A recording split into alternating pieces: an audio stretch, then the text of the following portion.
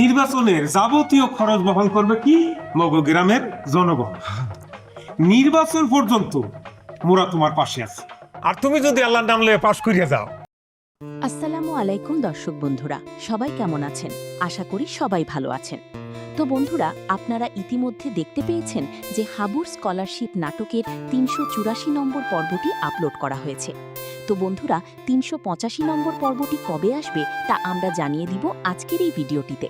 তাই বন্ধুরা, ভিডিওটি স্কিপ না করে শেষ পর্যন্ত দেখতে থাকুন। আর যদি আমাদের চ্যানেলটিকে সাবস্ক্রাইব করে না থাকেন তাহলে অবশ্যই আমাদের চ্যানেলটিকে সাবস্ক্রাইব করবেন, কারণ আমাদের এই চ্যানেলে এরকম নাটকের আপডেটগুলো দিয়ে থাকি। তো বন্ধুরা, আপনারা ইতিমধ্যে দেখতে পেয়েছেন যে হাবুর বাবা ও তার পুত্রবধূ নির্বাচনী সহযোগী আলোচনা করছেন। পুত্রবধূ জানান যে এলাকার নারী ভোটারদের উদ্বুদ্ধ করতে তিনি ঘরে ঘরে যাবেন এবং হাবুর প্রতি মানুষের ভালোবাসা বাড়ছে। হাবুর বাবা আশাবাদী যে হাবুর বিজয় নিশ্চিত। হাবু তার গ্রামের মানুষদের নিয়ে নির্বাচন অফিসে চেয়ারম্যান পদের নমিনেশন পেপার জমা দেন।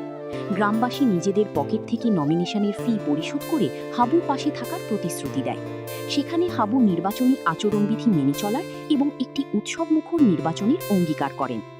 গ্রামের এক তরুণ মেম্বার পদে দাঁড়ানোর জন্য সাবেক মেম্বারের বয়স্ক ব্যক্তির কাছে দোয়া চাইতে গেলে জানতে পারে যে সাবেক মেম্বার নিজেই এবার চেয়ারম্যান পদে প্রতিদ্বন্দ্বিতা করবেন।